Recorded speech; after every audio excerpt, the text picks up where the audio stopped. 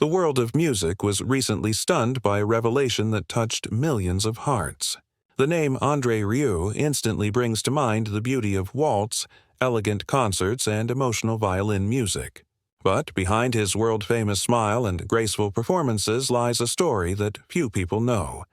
A secret so personal and powerful that it brought his family to tears. André Rieu, known globally as the King of the Waltz, has spent his life bringing happiness to others through music. Yet, as news of his hidden fortune and personal legacy emerged, it became clear that his story was not just about success or money. It was also about passion, family, and the emotional connection between art and life. What made his fortune so special? And why did it make his loved ones cry? The answer is deeper than anyone expected. It's a story that shows how dreams, love, and hard work can create something truly priceless. A legacy that continues to touch hearts long after the final note fades away. André Rieu was born in 1949 in the beautiful city of Maastricht, in the Netherlands. From an early age, he was surrounded by music. His father was the conductor of the Maastricht Symphony Orchestra, and young André grew up listening to the powerful sounds of violins, pianos, and orchestras rehearsing around him. Unlike many children, André didn't just enjoy listening, he wanted to be part of the music. The violin, with its deep and emotional voice, became his greatest love. He once said that the violin wasn't just an instrument, but a way to speak to people's hearts. This emotional connection to music shaped his destiny. Determined to become great, he studied at the Royal Conservatory of Brussels, one of Europe's top music schools. Under the guidance of respected violinists, he developed incredible skill and emotional control in his playing. His dedication paid off when he earned the Premier Prix, a top award that marked the beginning of his professional journey. But André Rieu was never satisfied with following old traditions. He wanted to make classical music fun, joyful, and full of life again. In 1987, André Rieu took a bold step that changed classical music forever. He created the Johann Strauss Orchestra. At first, it was a small group of only 12 musicians, but André had a big dream.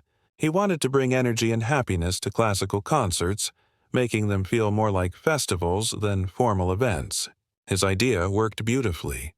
With his warm personality and magical violin playing, Rieu made audiences smile, laugh, and even dance. His orchestra soon became known for its unique atmosphere, where joy and connection replaced the old, serious tone of classical music. One of his most famous performances, his version of Dmitri Shostakovich's Second Waltz, became a global hit. People began calling him the Waltz King, a title he still holds proudly today. By the mid-1990s, his concerts were selling out across Europe, America, and Asia. His shows were not just performances. They were celebrations of life, love, and art. Each concert became a shared experience, bringing people of all ages together through the universal language of music. Although André Rieu had already built a strong reputation, one surprising moment turned him into a global star. In 1995, during a football match in Amsterdam, he bought just 1 minute of live television airtime to perform Shostakovich's Second Waltz. It might have seemed like a small gesture, but destiny had other plans. Just before halftime, the home team scored a goal, which meant the entire audience stayed glued to the screen during Rieu's short performance. That 1 minute captured the hearts of millions. Within days, he sold more than 200,000 CDs and became a household name. His life changed overnight. From that moment, André Rieu was not just a talented musician. He was an international legend. Over the years, his concerts began to fill stadiums, and he appeared on television shows around the world. He had found a magical formula, mixing joy, music, and storytelling in a way that made classical music exciting for everyone. While traditional orchestras struggled to attract new audiences, Rieu's orchestra became one of the most successful touring acts in the world, even ranking among pop superstars like Justin Bieber and Bruce Springsteen. Behind the beauty of his music lies a massive empire built with passion and hard work. André Rieu is not just an artist, he is also a brilliant businessman. His Johann Strauss Orchestra became a global brand. He once revealed that he spends around $1 million every month to pay his team and manage the orchestra. More than 200 people work with him, including musicians, production staff, and event planners. He treats them like family, offering meals prepared by a personal chef, fitness programs, and even a private kindergarten for their children while they tour. Rieu believes in taking care of the people who make his dream possible. His organization includes everything from recording studios and costume design workshops to stage building and lighting teams. Every detail is designed to create a perfect experience for his audience. Some critics in the classical world have called his work too commercial, but Rieu always answers with a smile. "I'm not just playing music," he says. "I'm creating joy." And his audiences agree. His concerts sell out in minutes, and fans travel across continents just to see him perform live. Among all the treasures Rieu has earned in his career, one stands out as a true symbol of his success: his castle in Maastricht. In 1999, while on vacation in France, he received a call that a part of a historic 16th-century castle in his hometown was for sale. He and his wife, Marjorie, decided to buy it, fulfilling a childhood dream. As a young boy, Rieu had taken piano lessons in that same castle, which at the time was cold and gloomy. Years later, he turned it into a place of light, music, and inspiration. The castle, known as Huis de Torrentjes, became the heart of his musical empire. He personally oversaw its restoration, filling it with beautiful European furniture, golden accents, and even a greenhouse full of butterflies. "Other people buy a Ferrari," he once joked, "but I wanted a greenhouse filled with butterflies." The castle is now one of Maastricht's most famous landmarks. Interestingly, Rieu doesn't live inside it. He prefers a smaller house nearby. Instead, he uses the castle for media events, photo shoots, and to promote his concerts. Its towers, gardens, and history perfectly reflect Rieu's love for beauty and imagination. While Rieu's castle is grand, his most valuable possessions are far more personal: his violins. Among them are two rare Stradivarius violins, one made in 1667 and another in 1732. These are among the most precious instruments in the world, each worth millions of dollars. But for Rieu, their real value isn't in money, it's in emotion. He once said that the 1667 Stradivarius was made by Antonio Stradivari during his engagement, and that love was somehow built into the instrument. Rieu feels that same emotion every time he plays it. He describes his violins as living partners, full of personality and soul.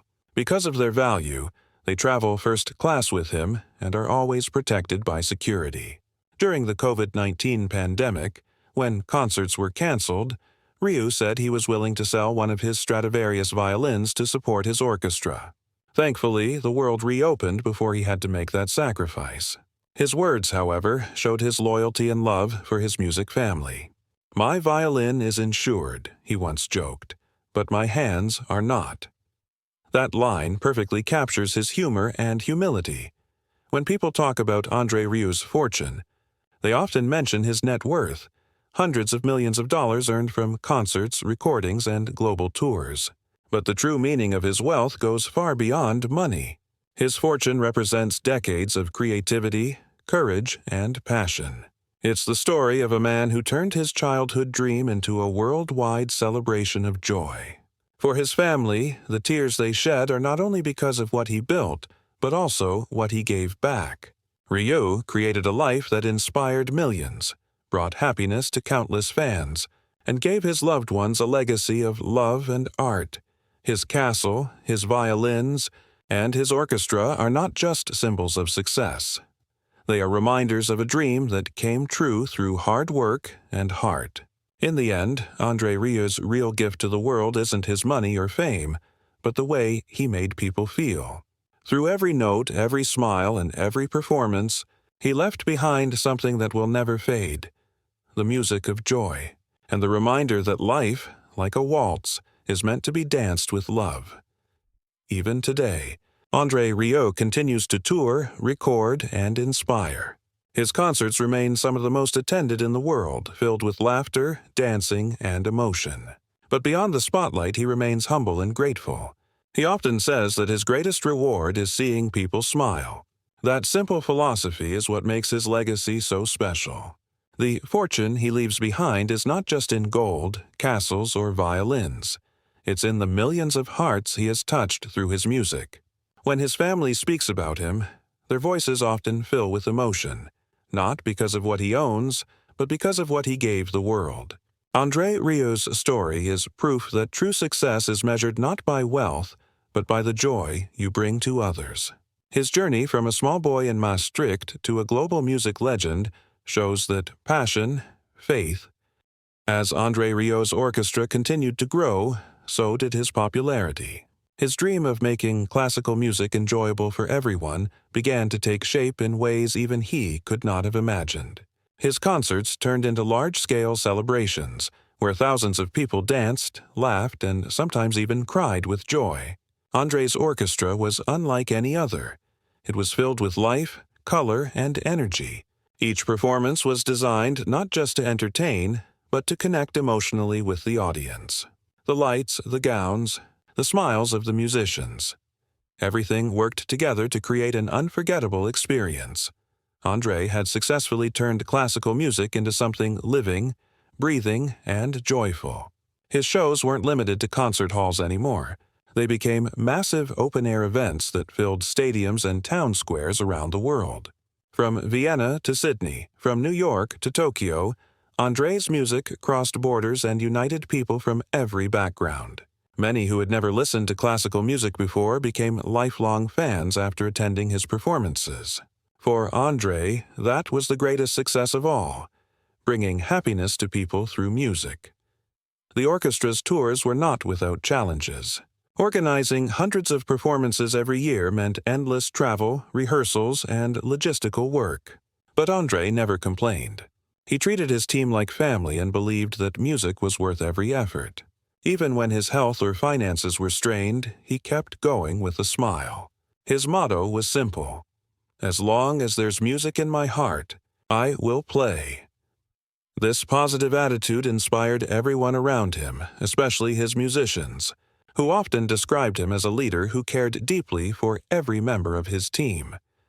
As André's fame grew, he wanted a place that reflected his love for music, history, and family.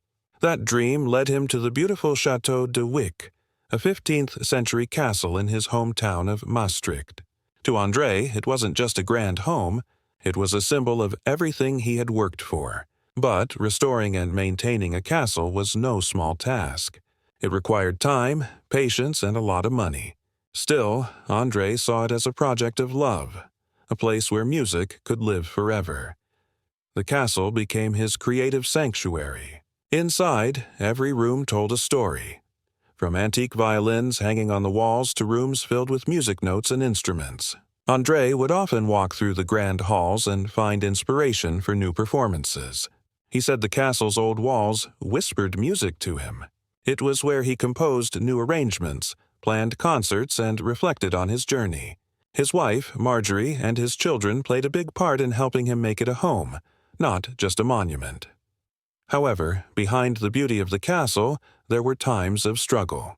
The expenses of running such a massive estate, along with the challenges of keeping an orchestra together, brought financial pressure. There were even moments when André's company faced near bankruptcy. But André's determination never wavered. He kept performing,